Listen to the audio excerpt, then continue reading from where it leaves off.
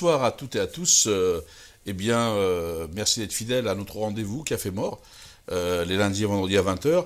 Alors, ce soir, nous allons parler d'un sujet qui, comme ça, les gens se diront, on ne voit pas ces trucs, mais qui empoisonne la vie de milliers de gens au quotidien.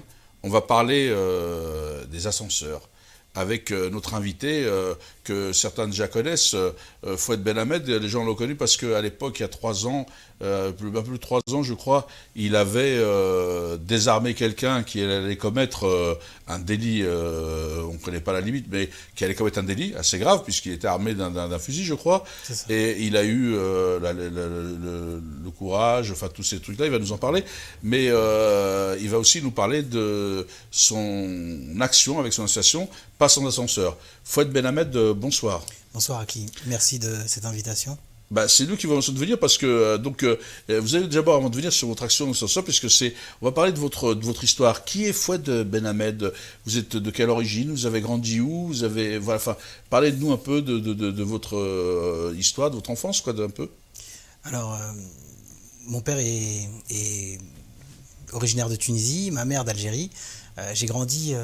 Vous êtes trinational, vous. Exactement. Voilà. Donc je suis français, tunisien et algérien. Et ma femme est chilienne. Donc. Voilà. C'est universel. J'ai le cœur au Chili. Et donc j'ai grandi. J'ai passé mon enfance à Drancy jusqu'à l'âge de 14 ans. Et ensuite ma mère s'est installée sur Bobigny. Et j'ai fait toute ma jeunesse à Bobigny. Et à Bobigny, j'habitais dans un quartier populaire où les militants associatifs étaient très actifs. Et j'ai commencé à militer associativement, on va dire, à l'âge de 19 ans. Donc je faisais un peu d'aide aux devoirs, je faisais passer le BAFA aux jeunes, et on organisait des séjours ski. C'était l'association Caredas à l'époque, une association en fait qui travaillait pour le mieux vivre ensemble dans le quartier. Donc c'est ce qui a un peu forgé mon besoin et mon envie et ma passion pour aider l'autre. Donc voilà, donc vous avez, c'est vraiment parce que vous avez parlé du Chili, quand on parle de Chili, moi je pense toujours à Salvador Allende, parce que c'est quand même des personnages qu'on peut saluer, leur mémoire, leur courage, leur action qui ont porté. Vous avez quand même le Chili, l'Algérie, la Tunisie, c'est de bonnes références, non? Ah oui, c'est de très bonnes références. Et je pense souvent le 11 septembre, alors il y a eu les attentats World Trade Center, mais il y a eu aussi au Chili, c'est là où Pinochet avait fait son coup d'État à la Navidad. C'est pour ça que moi, des fois, je mets le 11 septembre, je parle de Salvador Allende. J'ai pu voir sur les posts Facebook. Voilà, de ce que les gens me parlent toujours de ces trucs. Et c'est vrai que, pourquoi je fais ça? Pas parce que je ne reconnais pas qu'il y a des choses, c'est que je ne supporte pas les mémoires sélectives. Je trouve que c'est comme aujourd'hui, on s'indigne beaucoup plus quand les gens sont des Occidentaux que quand ça se passe en Afrique, etc., en nous disant, ou en Irak et tout, alors que les gens meurent tous les jours. Voilà, je ne supporte pas l'indignation sélective ou les mémoires sélectives. Donc, comme vous d'ailleurs, je pense, et on mène ce combat pour redonner de la dignité aux gens. C'est ça le but de vivre ensemble. Exactement. Et c'est pour ça d'ailleurs que l'année prochaine, on aura le centenaire de la Première Guerre mondiale. Et je pense qu'à ce moment-là, il faudra justement parler de l'ensemble de la mémoire qui vise, y compris la mémoire des tirailleurs, etc. Mais c'est des moments en fait qui sont propices, pas à diviser, mais à rassembler. Et pourquoi à rassembler? Parce que dans certains combats ou dans certaines tristesses, on est tous égaux. Alors, on va y revenir, mais c'est vrai que c'est important que vous souligniez ça, parce que je sais que vous êtes un militant très engagé là-dessus, sur la visibilité aussi des gens, mais on va y venir. Mais votre parcours, c'est quoi? Vous avez été une scolarité K1K, Alors, parlez-nous du parcours, parce qu'il y a beaucoup d'autodidactes, c'est aussi valorisant, mais ce qui nous intéresse aussi, c'est pour les gens qui nous regardent, de pouvoir se dire, tiens, c'est possible, voilà. J'ai eu un parcours, on va dire, assez chaotique. Mais les gens sont unanimes quand je les revois, et il n'y a pas plus tard qu'il y a 4 jours, je fêtais entre guillemets l'anniversaire Facebook avec une amie qui est en fait la mère d'une camarade de classe qui est devenue mon amie, et elle disait qu'elle était fière de m'avoir connu petit, et en fait je lui disais moi en réponse que j'étais fier en fait qu'elle ait fait partie des gens qui ont permis de faire en sorte que je devienne qui je suis. Et c'est vrai que j'ai eu un parcours chaotique scolairement, mais humainement, j'ai toujours été très respectueux des adultes, j'ai toujours été très respectueux de l'autre, Et j'ai toujours essayé d'avoir un peu cette philosophie de vie qui vise à dire ce sont que les actes qui font de nous ce que nous sommes. Et en fait, on n'est jugé que sur nos actes, on n'est pas jugé sur notre parole ou sur ce qu'on peut dire. Et j'ai très vite rencontré des personnes intéressantes. Alors en troisième, j'ai pas eu mon brevet des collèges, alors que 80% des collégiens ont leur brevet des collèges. Mais moi, je l'ai pas eu. Pourquoi ? Parce que je venais à l'école avec mon stylo ici et je récupérais une feuille chez un camarade de classe. Et pourtant, je me suis inscrit en BEP électrotechnique. Donc j'ai fait ce fameux BEP, j'ai redoublé ce BEP. Et je ne l'ai jamais dit, on va dire, publiquement, c'est la première fois. Et c'est vrai qu'à l'époque, ma mère en fait était en grande difficulté financière et elle m'avait demandé de redoubler mon BEP pour pouvoir en fait avoir des prestations parce que c'était compliqué à la maison, elle était seule et avec 3 enfants. Donc j'ai dit à ma mère, ok, je redoublerai. Et donc j'avais déjà 2 ans de retard, donc ça me faisait 3 ans de retard à l'école. Et comme j'étais dans l'animation, j'ai rencontré un professeur d'électrotechnique qui lui était directeur d'un séjour à Saint-Philbert de Grandlieu. Et il m'a dit que si j'étais intéressé, je pouvais être animateur dans son centre de vacances. J'ai accepté. Et il m'a posé tout plein de questions. Pourquoi ? En fait, il s'était aperçu que j'étais plutôt calme et plutôt bon animateur. Et il m'a demandé pourquoi à l'école je ne travaillais pas. Donc je lui ai dit en fait que j'avais pas d'appétence et que j'avais pas de ce besoin, cette envie et cette volonté. Et je pensais en plus que ça me servirait pas à grand chose. Et il m'a dit si tu veux, si tu le souhaites. Alors j'étais en BEP électrotechnique. Il me dit je t'apprends le câblage en 10 jours puisque le séjour était un séjour de 10 jours. Et il m'a appris le câblage. Et le câblage était coefficient 6. Donc j'ai obtenu mon BEP électrotechnique. Et je me suis dit je vais continuer. Donc j'ai fait un bac pro. Et quand j'ai passé ce bac pro, je pense à un ami, est-ce que je peux donner son nom ? Bien sûr. Qui est devenu maintenant comme un grand frère, qui s'appelle Kamel Belkebla. Il est CPE au lycée Louise Michel actuellement. Et il a eu après mon petit frère, là il a ma nièce. Et c'est une des personnes qui a changé ma vie. Parce que quand je suis revenu dans ce lycée où j'avais fait mon BEP, j'avais pas très bonne presse. Et en fait, il m'a reçu dans le bureau, il m'a pris entre 4 yeux et il m'a dit je te laisse une chance, mais je serai sur toi, quotidiennement. Et effectivement, hein, j'avais eu une petite histoire, il m'avait convoqué dans le bureau, il m'avait remonté les bretelles, un peu... C'est les Belkebla de Bavilliers, exactement, c'est une très grande famille. Voilà. Je les connais, puisqu'ils sont ici des Kabyles en plus, donc je connais d'autant plus. Kamel. Oui, donc Kamel est devenu pour moi leur cousin comme un grand frère. était marié avec ma cousine, donc c'est pour ça que je connais bien le monde des petits. Le monde des petits, c'est pour ça que je les connais comme ça. Alors, il commençait, je pense, tout juste à être CPE, parce que moi aujourd'hui j'ai 41 ans, donc ça fait à peu près, cette histoire date d'il y a 20 ans, et il est, et je le dis très souvent, il fait partie des gens qui changent la vie. C'est-à-dire que sa rencontre, alors je suis resté 2 ans, et en 2 ans j'ai eu mon bac pro électrotechnique. Mais ils ont changé aussi la vie d'Aubervilliers, du club de foot, ils ont apporté beaucoup. Hein. Ouais. Et je pense que, alors, je ne sais pas ce qui se fait. Ils ont un père d'une grande modestie. Ils ont une éducation reçue. Le père était quelqu'un de très humble. Ils ont été d'ailleurs à l'origine de l'organisation d'un tournoi de foot qui, après le décès de Shaolin, le chinois en fait qui est décédé sous des coups parce que il pensait qu'il avait de l'argent. Eux ils ont organisé un tournoi avec la communauté chinoise et j'étais présent à ce moment-là. En tout cas c'est une personne qui a fait ce que je suis actuellement, avec ni honte et ni fierté de ce que je suis, mais en tout cas j'ai réussi à avancer dans la vie grâce à cette personne-là. Donc j'ai eu mon bac pro et comme j'avais eu de bonnes notes dans les matières générales, on m'a proposé d'aller à la fac. Donc moi qui venais avec un stylo, avec un crayon, alors je suis allé à la fac et j'ai fait une fac d'histoire géo, j'avais pas trop le choix parce qu'à l'époque il fallait s'inscrire sur Ravel, mais comme je ne pensais pas avoir mon bac pro, donc du coup je m'étais pas inscrit, donc j'ai pris ce qui restait. Et arrivé à la fac, j'étais en face d'un prof qui me pose la question, alors ça va faire rire un peu tout le monde, mais qui me pose la question et qui me dit est-ce que vous avez acheté le livre parce qu'il faut lire tome 1 et tome 2. Et moi je dis mais c'est quoi le nom de famille de Tom ? Bon, c'était un peu. Alors, je crois que ça arrive aux autres, hein, souvent. Il a pas aimé. À l'époque, c'était même pas une plaisanterie, mais pour lui, en fait, il a pas aimé la plaisanterie. Et il m'a demandé de sortir du cours. J'ai fait 3 mois comme ça, et puis j'ai arrêté. Et ensuite, je suis rentré dans une association qui était subventionnée principalement par la ville, et je suis très vite rentré. Donc, j'ai eu un CDI au bout d'1 an. Et on m'a demandé, alors c'était dans l'animation, c'était un service jeunesse, et on m'a demandé de passer un BPGEPS à l'époque. Et moi enfin un BTEP à l'époque. Et moi j'ai refusé, j'ai dit que je voulais une formation universitaire. Pourquoi? Parce que je voulais pas m'enfermer dans l'animation et je voulais avoir une vision du développement du territoire. Et donc ça a été un bras de fer. J'ai réussi à obtenir donc un financement pour faire une licence et une maîtrise à l'époque en management des institutions sanitaires et sociales que j'ai obtenu difficilement, mais que j'ai réussi à obtenir.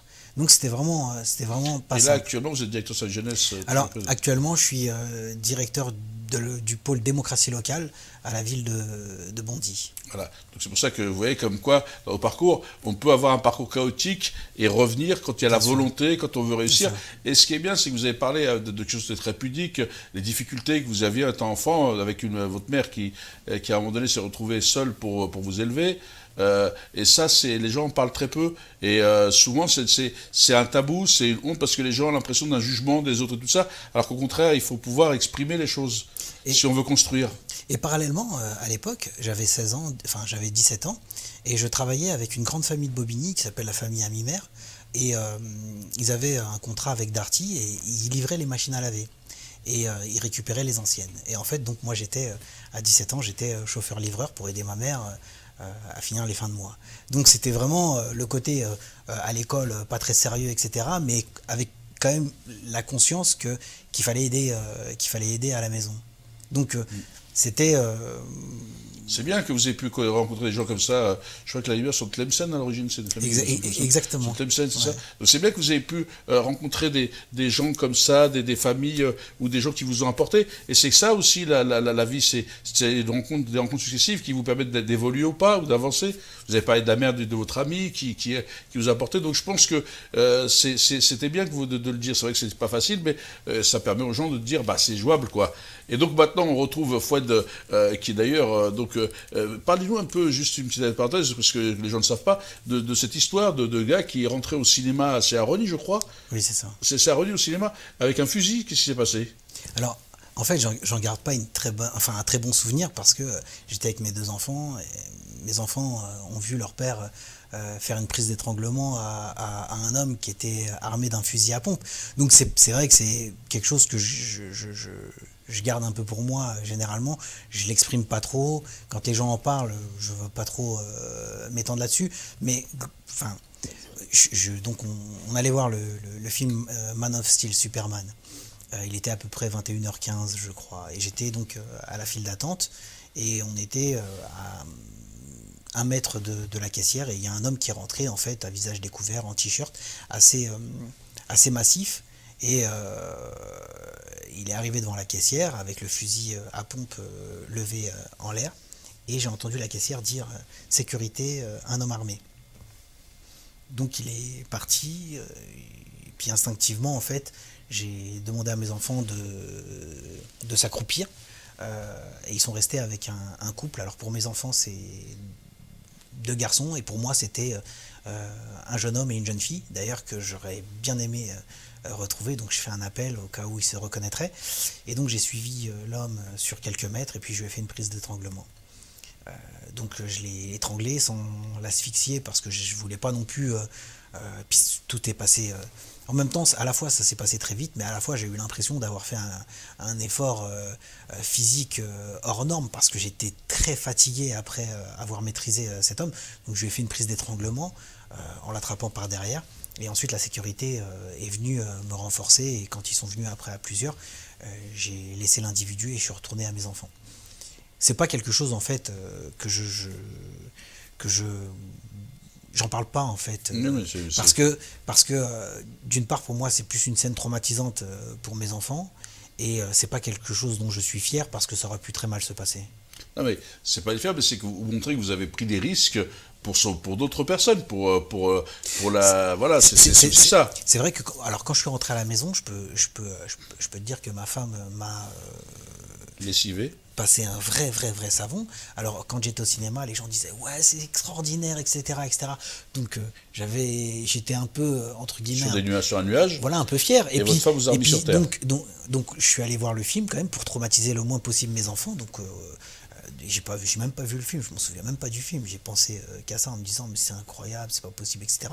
Quand je suis rentré à la maison, j'ai dit à ma femme qui était inquiète parce que en fait j'avais pris du temps pour rentrer.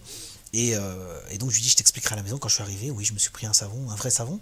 Et en fait je me suis dit elle a eu raison. Et puis 2 jours après j'ai reçu un coup de téléphone de Claude Barthelone, donc président de l'Assemblée nationale, sur mon téléphone portable, et qui me dit bravo, je suis fier, parce qu'on se connaît, effectivement je suis militant aussi politique, et je suis fier de te connaître, bravo, sans toi on ne sait pas ce qui aurait pu se passer, etc. etc. Et moi je lui ai dit, et je m'en souviendrai toujours, parce que je lui ai dit ouais mais Claude, ça aurait pu mal se passer. Il me dit sauf que ça s'est bien passé. Et on ne sait pas ce qui se serait passé si tu n'avais pas fait cette intervention.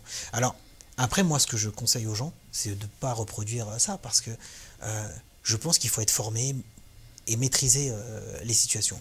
Moi, je ne suis pas formé et je ne maîtrise pas ce genre de situation. Je pense qu'il y a un facteur chance qui a été énorme, et on me pose souvent la question, mais est-ce que si on t'avait dit, non, la veille, si on m'avait posé la question, j'aurais dit, moi, quelqu'un arrive avec un fusil à pompe dans un cinéma, je prends mes enfants et je fuis.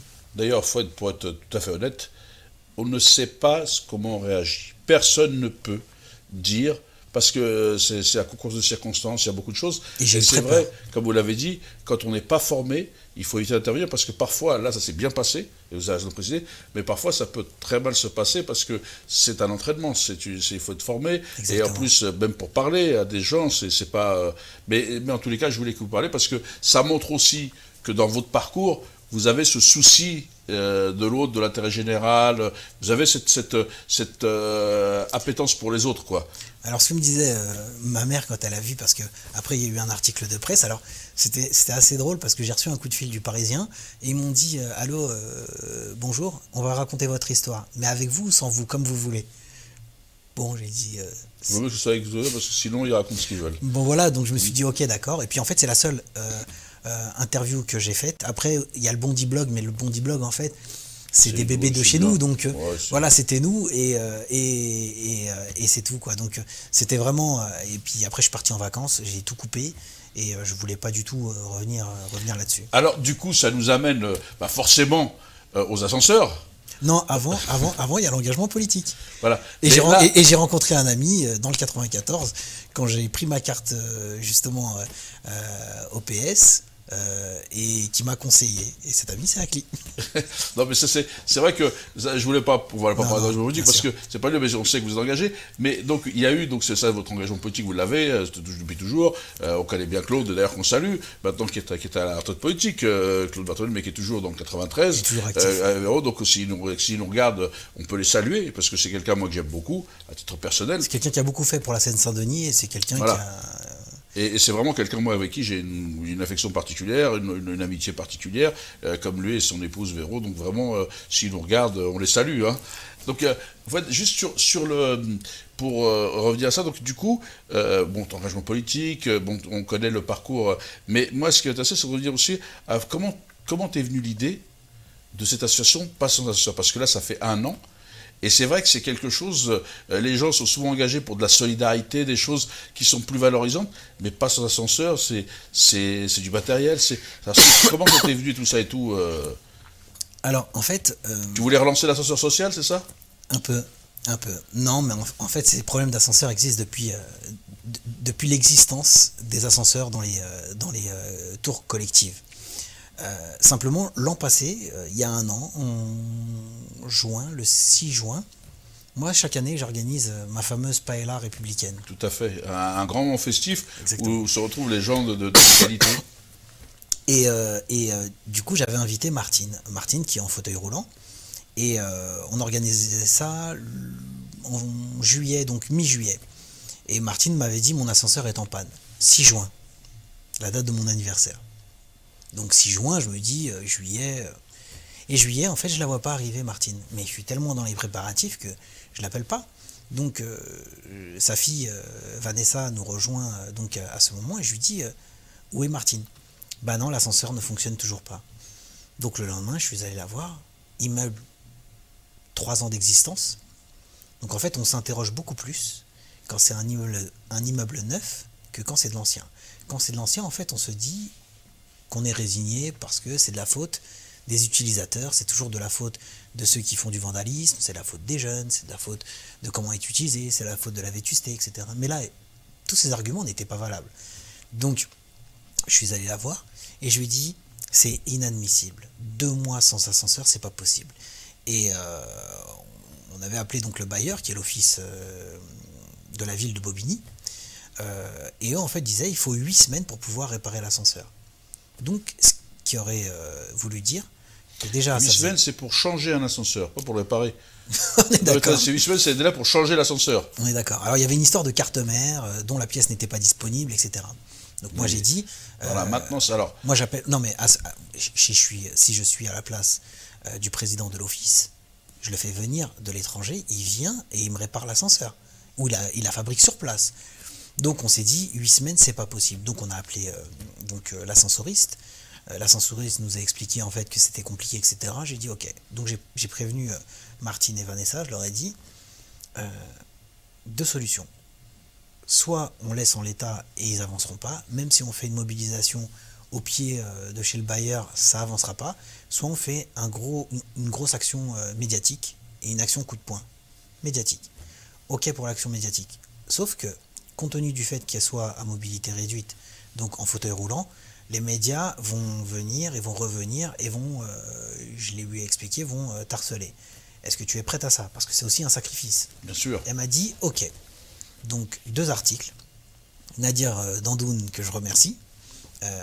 On salue Nadir qui est le bienvenu ici, mais il ne veut pas venir parce qu'il se cache. Donc, mais Nadir. Il est peut-être sur le mont Everest. Mais ouais, il est entre deux montagnes et en tout cas, le message, à mon avis, est passé. Ouais, donc Nadir a couvert cette histoire et le Parisien. Et suite à ça, déferlement médiatique. En 8 jours, ça a été réparé. En 8 jours. Donc on s'est dit, en fin de compte, quand on nous donne des échéances, les échéances en fait sont fausses. Donc on a commencé à s'intéresser à cette question d'ascenseur. Et ensuite, on a commencé à se mobiliser à chaque fois, et puis on a commencé à se mettre sur les réseaux sociaux. Et dès qu'il y avait un problème d'ascenseur, on intervenait. Et quand on intervenait, au lieu que ça prenne 1 mois, 2 mois, 3 mois, c'était réglé en 24, 48 heures, 72 heures maxi. Et petit à petit, on a fait le tour du 93, donc on a fait Épinay-sur-Seine, Villepinte, Aulnay-sous-Bois, Drancy, on a fait un peu toutes les villes, Noisy-le-Sec aussi, on est beaucoup intervenu à Noisy-le-Sec, et ça a trouvé écho. Et on s'apercevait en fait que les choses se faisaient beaucoup plus facilement. Et ensuite, on a commencé à s'enseigner, à savoir pourquoi les cahiers des charges étaient bien ou mal rédigés, pourquoi certains ascensoristes étaient plus réactifs que d'autres, etc. Et en fait, on a commencé vraiment à s'intéresser à cette question-là, et on a lancé une pétition au moment des élections présidentielles qui était plus jamais sans ascenseur. Aujourd'hui, on a plus de 32 000 signatures. On a interpellé les candidats à la présidentielle. Il n'y a que Artaud qui nous avait répondu à l'époque, qu'on n'a pas eu de réponse ni de Benoît Hamon, ni de Mélenchon, ni de Macron. Ils ne pas l'ascenseur. Ni de François. Il n'est pas en panne, non? Non. En fait, c'est à ce moment-là qu'on s'est dit quand même que cette problématique qui pourrit la vie des habitants, parce que ce qu'il faut se dire, c'est que on prend toujours, on se dit toujours en fait que il y a les escaliers, mais pas pour tout le monde. Une femme enceinte, par exemple, de 8 mois, ou alors un homme qui a un AVC, qui est au 14e étage, les pompiers vont arriver avec le matériel. Ils vont mettre 15 fois plus de temps qu'avec l'ascenseur. Comment on fait? Et puis sur Bobigny, des personnes âgées. Il y a des personnes âgées qui vivent dans les étages. Nous, on a été interpellés il y a 3 semaines. Je tairai le nom du bailleur, mais parce que c'est pas important de le citer, mais par un couple de personnes âgées, l'homme 90 ans, sa femme 89 ans, ils sont descendus à pied et ils n'ont pas pu remonter parce qu'ils étaient trop fatigués. Ils sont restés en bas du hall pendant 6 heures. Et après, ils sont remontés, mais ils ont mis, je crois, 2 heures pour remonter. Et je me dis qu'en fait, des situations comme ça, c'est indigne. Un ascenseur peut tomber en panne. mais il doit être réparé. Et il doit être réparé dans les temps impartis. Alors, nous, maintenant, on est passé à une nouvelle étape, c'est l'étape juridique. On va commencer à attaquer les bailleurs. Donc, les bailleurs n'ont qu'à bien se tenir, mais ce qu'on va faire, on va faire des constats d'huissier. Dans des endroits et dans d'autres. Et Daniel Goldberg avait fait voter une loi en février 2014, qui est la loi sur la discrimination territoriale. Tout le monde pense que c'est qu'uniquement fait pour les CV. Mais en fait, c'est pas uniquement fait pour les CV. C'est pour se rendre compte et savoir si un service rendu est rendu de la même manière dans un quartier populaire que dans le 7e arrondissement de Paris, chez un privé. Exactement. Et ça, en fait, on sait très bien que peu importe, même s'ils sont prévenus, et tant mieux, je préfère qu'ils soient prévenus, parce que s'ils pouvaient faire en sorte qu'il n'y ait plus de problème, en tout cas que les problèmes soient réglés, parce que nous, on ne demande pas à ce qu'il n'y ait plus de panne d'ascenseur, on demande juste à ce que les ascenseurs soient réparés dans les temps prévus par le cahier des charges et par les marchés qui sont passés. Ce qu'il faut savoir, c'est que la cabine d'ascenseur est l'une des cabines les plus rentables de France au mètre carré. Donc pas de problème, c'est rentable, mais faites le travail, c'est tout. Et en fait, on pense que sur la question de la discrimination territoriale, il y a vraiment une faille. Et ils devront rendre des comptes. On ne peut pas en fait se dire, bailleur, on ne peut pas demander des comptes aux locataires. On ne peut pas dire que les locataires ont des devoirs, uniquement des devoirs. Les locataires ont beaucoup plus de droits que de devoirs. L'un des devoirs, on va dire, principal, c'est de payer le loyer et de payer les charges. Et de respecter son voisinage. Oui, de respecter le cadre de vie. Le cadre de vie, tout ça. Mais là, ce que tu dis, c'est important, parce qu'à un moment donné, c'est vrai que quand on a un contrat de maintenance, il doit s'appliquer. On serait encore dans des pays en voie de développement, des pays en difficulté. On peut penser qu'il n'y a pas la maintenance préventive, mais aujourd'hui, ici, il y a la maintenance préventive. On sait qu'une pièce d'ascenseur, sa durée de vie est de 8 ans. Si on ne la change pas avant, on sait qu'on risque d'avoir des pannes.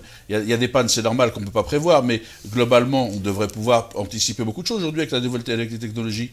En fait, c'est le paradoxe, parce qu'on est à la fois donc avec un président hyper actif sur la question liée aux nouvelles technologies, et en même temps, on est, nous, sur des problèmes qui en disent beaucoup. Un ascenseur, par exemple, ne peut pas être fait avec du matériel low cost. Et aujourd'hui, certains appareils sont faits avec du matériel low cost. Nous, par exemple, sur Bobigny, il me semble que la pièce venait du sud de l'Europe. Alors qu'on sait que les pièces qui viennent d'Allemagne, c'est des pièces de qualité. Et quand on a du matériel low cost, c'est comme si en fait tu étais taxi, mais que tu prenais une voiture de petite cylindrée pour faire 400 km par jour. C'est pas possible. Ta voiture, elle tiendra pas le choc. C'est-à-dire que tu peux pas faire 400 km. Ça va s'user beaucoup plus vite. Elle va s'user beaucoup plus vite, elle aura beaucoup plus de panne. Elle aura plus de panne, etc. Elle cassera plus rapidement, elle chauffera plus rapidement. Et ben c'est la même chose. Et pire que tout, nous on s'est aperçu en fait que certains ascensoristes prenaient des monopoles sur certains appareils. Par exemple les poulies, certains vont les commander en Italie et ils vont faire la production d'un type de poulie qui correspondra à une cabine d'ascenseur. Et en disant à l'usine, nous avons l'exclusivité sur cette poulie. Alors donc, eux ils ont le contrat pour construire la machine, pour l'installer, mais pour la maintenance, ça va être un confrère. T'as 4-5 gros ascensoristes en fait qui se partagent le marché. Tout à fait. Et le confrère en fait, qu'est-ce qu'il va faire? Si la poulie casse ou si la poulie est en train de se fêler, qu'est-ce qu'il va faire? Il va la commander. Mais il va regarder en fait sur les notes techniques qui peut lui fournir cette pièce. Sauf que quand il va contacter l'usine, l'usine va dire désolé, on ne peut pas vous la fournir parce qu'il y a un monopole. Parce qu'on nous a commandé cette pièce et qu'elle est brevetée ou qu'elle appartient en fait à un ascensoriste. Et donc il faut racheter directement soit à cet ascensoriste ou soit la payer beaucoup plus cher. Mais en tout cas, nous ça a été le cas à Bagnolet. Et je peux dire que les services de la ville ont été extrêmement réactifs à Bagnolet. Il y a une poulie qui a cassé. Donc c'est un bailleur privé, c'était pas le bailleur de la ville.